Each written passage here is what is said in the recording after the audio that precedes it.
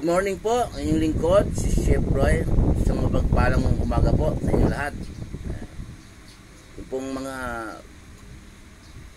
may nakakituhan po ang inyong lingkod na tungkol po sa aral ng salita ng Diyos. Sabi sa akin na, Chef Roy, maraming nangangaral, maraming pastor man o pari man, ministro man o ano mang relihiyon dyan. Hindi natin malaman kung ano ang totoo. Sabi nila, kung hindi mo maintindihan, pero ihiling mo rin sa Diyos na pangunahan ka ng banal na espiritu upang maintindihan mo. Huwag mong titingnan yung background ng kung anong background ng yung nangangaral, kung anong background ng kanyang pagkatao. Sabi niya, bakit? Ganito yun Si Pablo man noong hindi pa siya Christian, si Saul, ang pangalan niya Saul, isa din siyang kalaban, inuusig niya ang iglesia ng Diyos. Okay? Siya ang founder pagkamatay ni Esteban, pinapatay nila si Esteban. Si Esteban ay naglilingkod sa Diyos, napupuspos siya ng banal na espiritu. Ganun yun.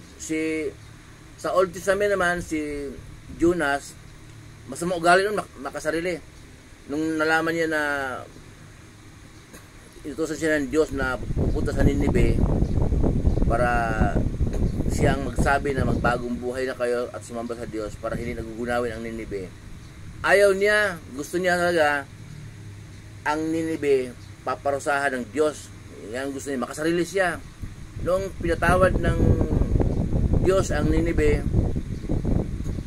nalungkot siya, di ba? Gusto niya talaga matutuloy ang pagparusa ng Diyos sa Ninive.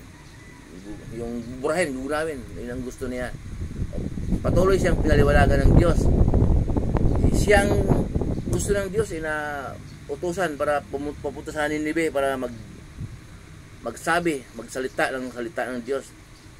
Ganoon ang Diyos pagka ikaw ang inutusan na magsalita ng kanyang salita. Ganoon kahit na yung makasarili ka gaya ni Jonas. Ngayon, bandang huli, maintindihan mo rin at mababago mo rin ang buhay mo. Gaya ni Pablo, na dati naman siyang binahuli niya ang mga naniniwala na si Jesus ay muling nabuhay. Kung lalaban, ipapatay niya. Ganon. Kaya huwag kang tumingin sa background ng tao, yung mga nagtuturo. Doon ka makinig sa kanyang aral. Kung ang aral niya kung ang pinapangaral niya ay may verse naman siyang binabasa, pag tugmain mo, kung ang pinapangaral niya ay turo ni Jesus, sa Diyos siya. Meron kasi nangangaral na sarili niya ang pinapromote.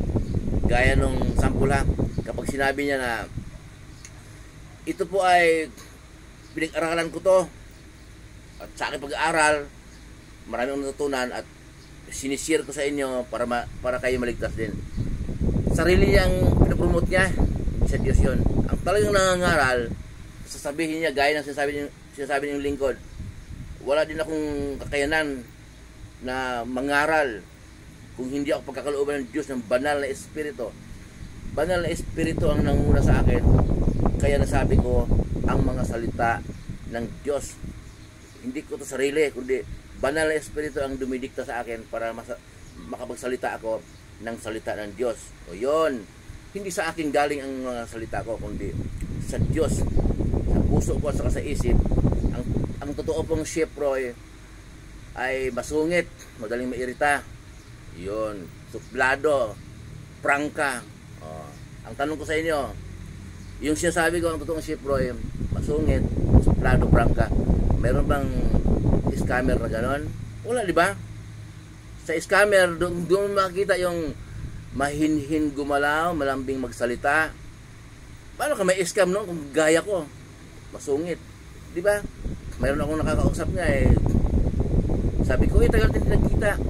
Kung may hawak siyang bata, kanino yung anak mo yan? Oo. Sabi niya, asan yung tatay niya? Anong trabaho niya? Wala. Nung nabuntis ako, Di nagpakita sa akin, may asawa pala eh.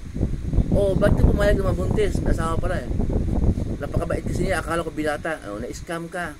Scam din tawag noon, hindi yung scam lang eh, na-scam ka sa pera. Scam din tawag noon, di ba? Walang scammer na gaya ng pag-uugali ng yung lingkod na lahat ng mga scammer, siyempre, mahinhin, gumalaw, malaming salita para mabiktima ka. So, wag mong titingnan po ang ugali kung ano background ng nangangaral, nagsasalita ang salita ng Diyos. Yung turo niya, yung tinuturo po niya, yung salita niya, pagtugmain mo, ano mangyayari sa bait ng tao na nangangaral. Yung bait niya, hindi ka kayang iligtas. Okay? Yung pagkatao niya, kaya ka bang iligtas? Kaya ka bang dalhin sa kaharian ng Diyos? Hindi. Yung salita niya na pinagkaloob sa kanya ng Diyos, yung salita niya, halimbawa, mabait ako. Halimbawa, mabait ako. Mailigtas ko ba yung mga anak ko? Sa kabaitan ko? Hindi. Hindi. Yung aral po ang titingnan natin, ang ating pakinggan, yung pinapangaral niya, ang salita po ng ang salita po ng Diyos, ang sabi sa Mateo 17:5, ito ang minamahal kong anak na lubos kong kinalulugdan, pakinggan ninyo siya. So, si Jesus ang tinutukoy, pakinggan po natin. Ang aral ni Jesus, pakinggan natin.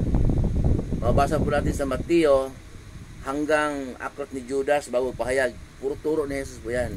Yan. Kung yan ang pinapangaral ng tao, puro turo ni Jesus, sa Diyos po yan. Yun. Madali lang po. Muli po yung lingkod, si Chef Roy, magpapalay po tayo ng Diyos.